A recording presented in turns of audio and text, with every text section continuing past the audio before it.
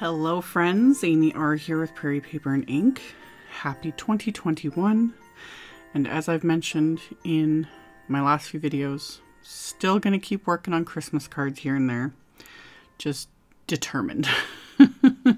Plus I still have a stack of all these random products, some sent to me, the ones I purchased, etc.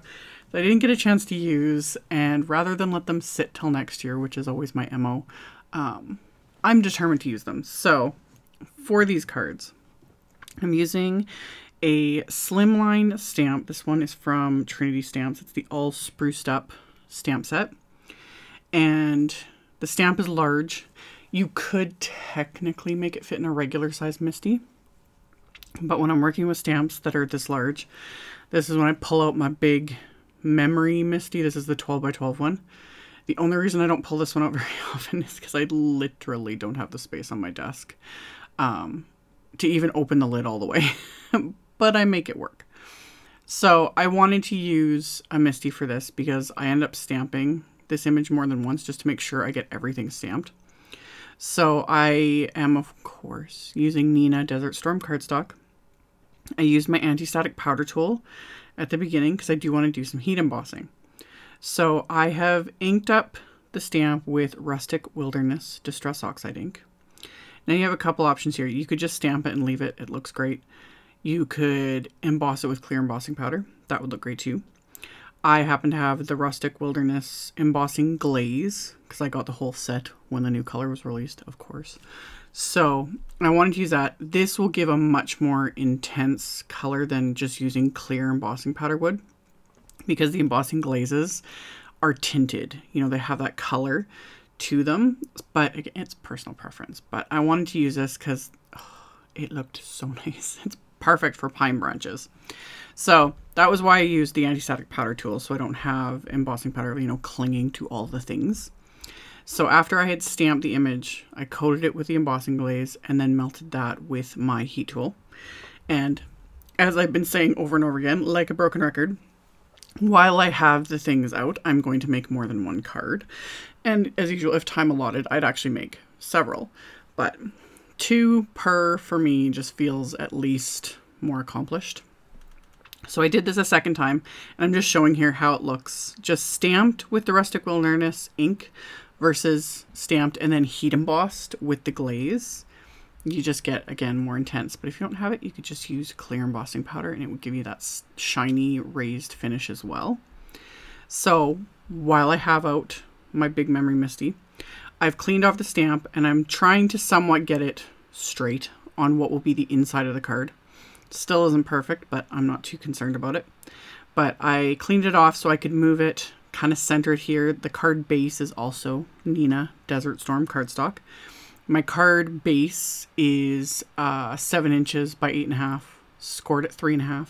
So it's a 3.5 by 8.5 inch slimline card. And I'm going to stamp this all spruced up border onto the inside of the card. And that's one after I stamped, I realized I was like, yep, didn't get it straight. But that's okay, because I was planning on doing a bit of ink blending just to 1, finish it off, and 2, it hides the fact that it's not stamped straight. So that's what I did. I just used my ink blending tool and the Rustic Wilderness Distress Oxide ink, and I just added it to the edges of the cardstock. And I really, and I say this a lot, it's kind of funny because I'm usually jumping around. I have a million ideas, just kind of going, figuring things out, whatever. But as I was doing this, I was like, ooh, this would also make a good card front. You know, if you don't want to do the die cutting and the heat embossing and you want to keep things a little more simple, you could stamp the image and then add some ink blending. You know, add a die cut sentiment or stamp a sentiment. And there's also other little elements in that spruced up set that I didn't use. There's a little poinsettia image and some greenery and pine cones and all that kind of stuff. But I kept the inside simple. I just did the ink blending.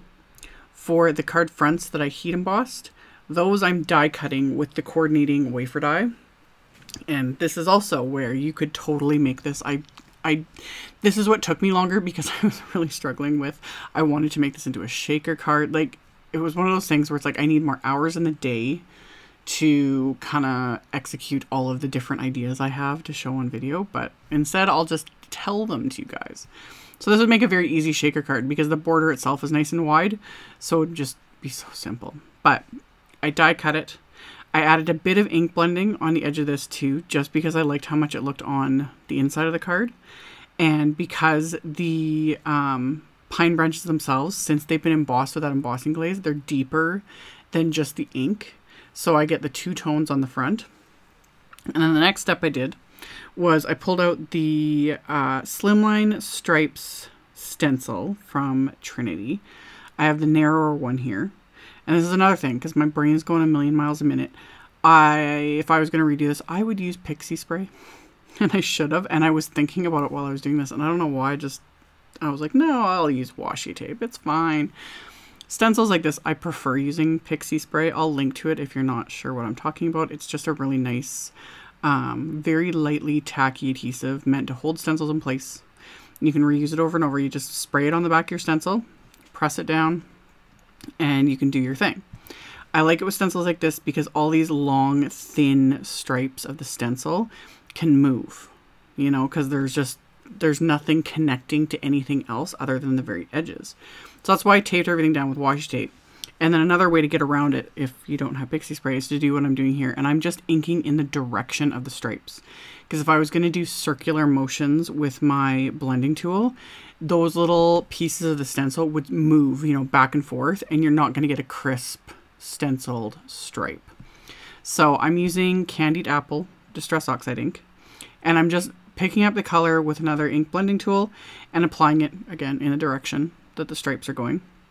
I'm not worried about the edges at all because you're not going to see them. I just want color for sure in the center. And it also doesn't need to be perfect. You know, in my head, I'm kind of thinking rustic, but it's not like rustic at all, really.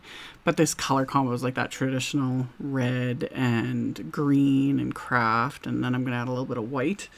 So, again, I would have done PIXIE spray. It would have just been more convenient. But the washi tape works. So, I did this to both of my card fronts. I'm ink blending directly onto my Neenah Desert Storm card fronts of the card bases. And then the sentiments are the SCRIPTY Holidays wafer die set. I used all the leftover pieces of the Desert Storm cardstock from doing the card fronts, you know, because there's a center piece after I die cut it and there was pieces on the end. So I used those up and just die cut the words from that. And then I also die cut it from my still and always probably will be Tonic Gold Satin Pearl cardstock. And as is tradition, I stack all these. So I've got 3 layers of cardstock. I wasn't originally going to use the outlines that come in this die set, but it ended up being like kind of an afterthought. So normally if I use the outlines, I don't often stack the sentiments as thick. Like I may have done 2 layers, if that, or just 1. But even with the outlines, there's something about stacking die cut sentiments. They just look so much better. It just gives them that weight and a bit of dimension, and they just look more finished to me. So anywho, I stacked them all together, and then I did die cut the outlines from white cardstock, because again, wasn't originally going to do it, but then I really liked the pop of white, just kind of made the sentiments stand out a little bit more. So I have my sentiments. They're all ready to go. The frame, you could adhere directly, like as is, to the card front. You could pop it up with thicker foam tape. I just wanted to give it a little bit of dimension, so I'm using Simon's Big Mama foam tape. Big Mama just referring to the size of the roll when you first get it. This roll is almost gone. This is my 2nd or 3rd roll of this foam tape. But the foam tape itself is thin. It's about half as thick as standard like foam tape or foam dimensionals. And that's why I like it, because it gives it just a little bit of dimension without making everything like super, super thick. So I put that on the back of the frame and then pop that onto my card base. And I did that with both cards. And then, broken record, I'm going to add splatter. I thought about it, was like, no, I'm not going to do it. And then of course I'm gonna. So I'm going to add white splatter. I did stop myself from adding gold splatter. I nearly did it, but instead I kind of just went heavy with the white splatter because I really was liking how it was looking. You know, more is more. So I have Distress picket fence white paint. I just put it on a palette. I added the teeniest bit of water to it. This paint does not need much water at all. It is already a very thin, liquidy consistency. It's another reason why I love it. And like I always say, distress paint is permanent when it dries, so always make sure to wash out your paintbrush, your tools, everything you're using. Because yeah, the only other way to get it off, like off my craft mat and stuff, I scrape it off. That's the only way to remove it. Once it's dry, it's literally permanent. So, splattered both these card fronts liberally with the white paint. Let that dry, which didn't take very long at all.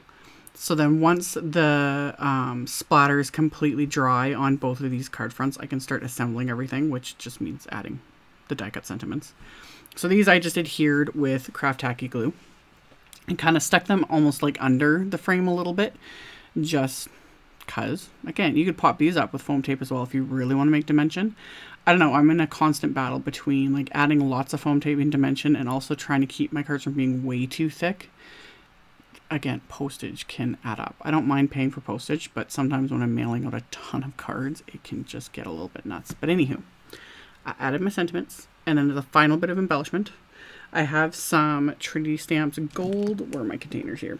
Gold Eclipse rhinestones, and these little Tic Tac Mix Heart Jelly Drops, they're called. I've used these in a couple other videos. Again, they were white, and I was like, I normally wouldn't think of doing like hearts with a holiday card, but I was like, oh, these look actually kind of really cute. So I added a few of those and my gold bling. And then of course I made matching envelopes with my Trinity Slimline envelope. I've done many videos showing how to assemble these envelopes. I usually will use score tape. This time I just decided to use my craft tacky glue. I am very comfortable with using liquid glue. I've used it since the get-go, really. And I like the craft tacky glue because even though it's called craft tacky, it does not stay tacky after it dries. That's the reason why I haven't used my old favorite, that Tombow Mono Multi. I used to use that all the time. That was my only peeve with that glue, was that it was tacky after it dries, and that drove me insane. I can't stand that sticky feeling. Anywho, I like my liquid glue, and it gives me a little more wiggle room, but it does mean that like something like this, like assembling an envelope, takes a little bit more time, just because you're fiddling with liquid glue. You always want to make sure you're not letting it ooze out.